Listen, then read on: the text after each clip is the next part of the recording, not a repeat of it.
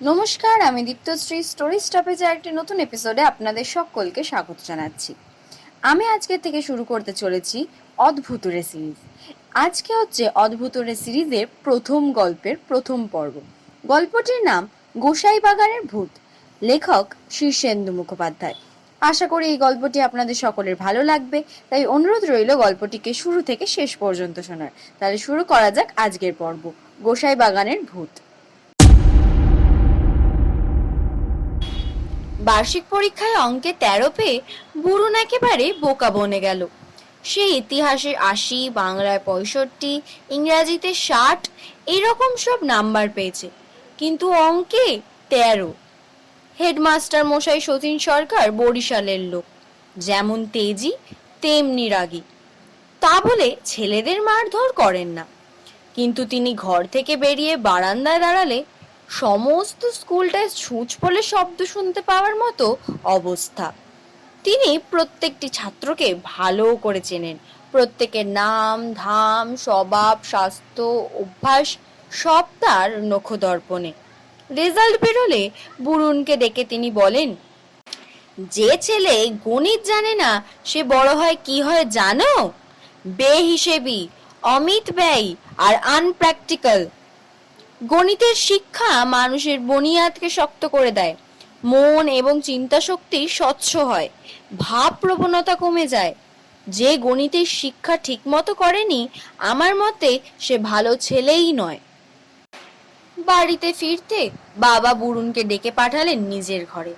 বাবা অসম্ভব রাশভারী লোক, ভালো ডাক্তার বলে তার খুব নামডাক, খুব ব্যস্ত মানুষ। নিজের ছেলে মেয়েদের খোঁজ করবারও তার বড় একটা সময় হয় না। বলতে কি, ছেলে মেয়েদের সঙ্গে তিনি খুবই কম কথা বলেন। প্রয়োজন না হলে এক নাগাড়েই 7-8 দিন পর্যন্ত কথাই বলেন না। তাই বুড়ুন এবং তার ভাই বোনেরা বাবাকে এক রহস্যময় মানুষ বলে যান, সামনে যেতে ভয় পায়। বুড়ুন যখন বাবার ঘরে গেল, বাবা তখন জানালার ধারে ইজি চেয়ারে বিশ্রাম নিচ্ছেন। গলার স্টেথোস্কোপ এবং গায়ের পোশাক ঠিকঠাক আছে, অর্থাৎ এক্ষুনি রোগী দেখতে বেরোবেন। বুড়ুন ঘরে ঢুকতেই বাবা হাত বাড়িয়ে বললেন, প্রোগ্রেস রিপোর্টটা দেখি। বুড়ুন ভয় ভয়ে ভাঁজ করা কাগজটা হাতে দিতে বাবা ভ্রু কুচকে খুব বিরক্তির সঙ্গে চেয়ে দেখলেন নম্বরগুলো। তারপর কাগজটা ফেরত দিয়ে বললেন, আমিও ছাত্র জীবনে অঙ্কে খুব ভালো ছিলাম না, কিন্তু 80-90 না পেলেও 40-50 পেতে অসুবিধে হতো না। বুড়ুন মেঝের দিকে চেয়ে রইল। বাবা উঠতে উঠতে বললেন, কাল থেকে করালি মাস্টার মশাইয়ের বাড়িতে রোজ পড়তে যাবে, হেঁটে আসবে। করালি মাস্টার মশাই থাকেন 2.5 মাইল দূরে কামরাডাঙ্গায়। রোজ সেখান থেকে সাইকেলে স্কুলে আসেন। অঙ্কের শিক্ষক হিসাবে তার প্রচন্ড নামডাক। তিনি নাকি খাওয়ার শেষে ভাতের থালায় আঙুল দিয়ে অঙ্ক করেন, বড় বড় সব অঙ্কের স্বপ্ন দেখেন। লোকে যেমন গল্প উপন্যাস পড়ে, করালি স্যার ঠিক তেমনি ভাবেই অঙ্কের বই পড়েন। লোকে যেমন দুঃখের গল্প পড়ে কাঁদে, হাসির গল্প পড়ে হাসে, বা ভূতের গল্প পড়ে ভয় পায়, করালি স্যারও তেমনি অঙ্কের মোটা মোটা বই পড়তে পড়তে কখনো হো হো করে হাসেন, কখনো বা খুচখুচ করে কাঁদতে কাঁদতেই চোখের জল মোছেন। আবার কখনো কোনো ভুল অঙ্ক করলে ভয় শিউরে উঠে রাম রাম রাম রাম রাম রাম রাম রাম করতে থাকেন। ভারী আপন ভোলা মানুষ। ছাত্রদের কারোর নাম তার মনে থাকে না।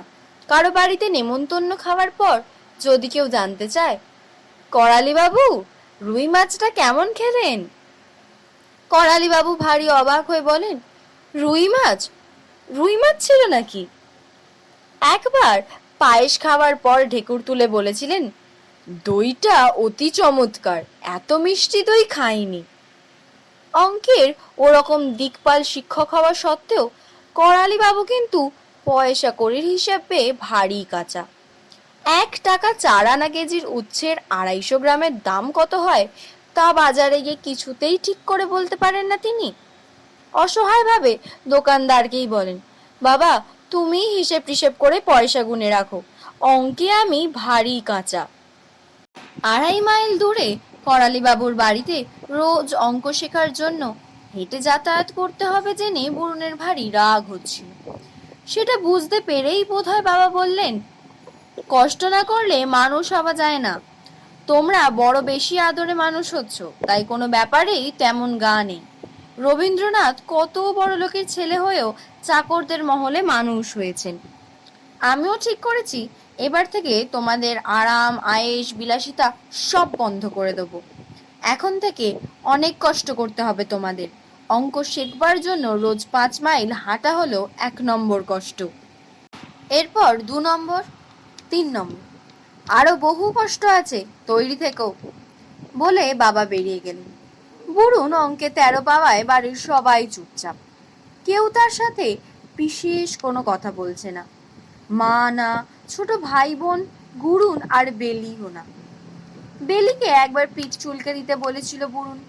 বেলি জবাব দেয়, তোমার সঙ্গে বেশি মিশতে বাবা বারণ করেছে, তুমি দেয়ালে পিঠ ঘষে নাও, তাতেই চুলকানো হবে। বুড়ুন বুঝতে পারলো বাড়ির লোক তাকে এক ঘরে করেছে। পরীক্ষার পর স্কুল এখনো বসেনি।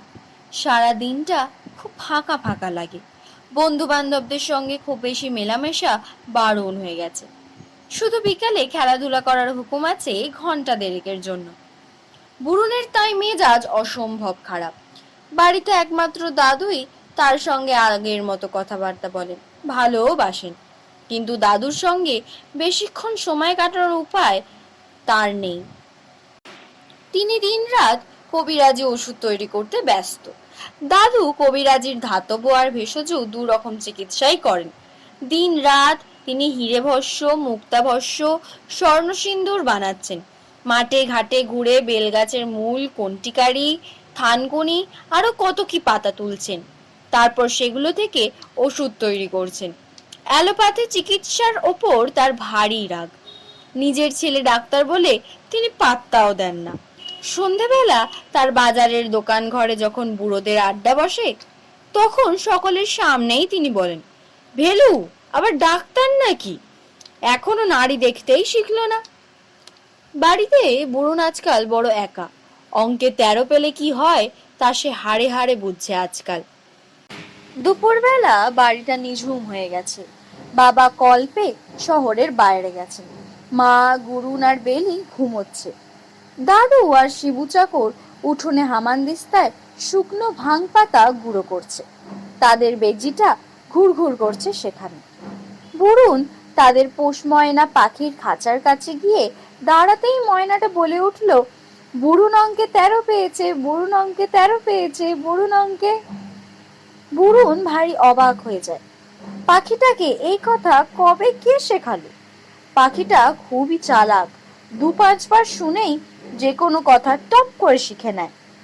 নিশ্চয়ই এর মধ্যে কেউ ওকে এটা শিখিয়েছে বুড়ুনকে জব্দ করার জন্য। পুরোপুরি জব্দ হওয়ার অবশ্য বাকিও খুব একটা নেই। বুড়ুনকে আজকাল তার নিজের ময়লা জামা প্যান্ট নিজেকেই কাচতে হয়। নিজের এঁটো থালা বাটি গেলাস নিজেকেই মাজতে হচ্ছে। তাছাড়া আছে নিজের জুতো ব্রাশ করা, নিজের বিছানা পাতা এবং মশারি টাঙানো, পড়ার ঘর সকাল বিকাল ঝাঁট দেওয়া। বাড়িতে ভাই বোন বা চাকর বাকর কাউকে কোনো কাজের ফরমাস করা তার বারণ। এসব অপমান তবু গায়ে লাগে না, কিন্তু পোষা পাখির মুখে তার অঙ্কে 13 পাওয়ার স্লোগান শুনে সে সত্যিকারের রেগে গেল। কটমট করে চেয়ে রইল পাখিটার দিকে। তারপর কাউকে কিছু না বলে বাড়ি থেকে চুপচাপ বেরিয়ে পড়ল। শেষ হলো গোসাই বাগানের ভূত গল্পের প্রথম পর্ব। নমস্কার।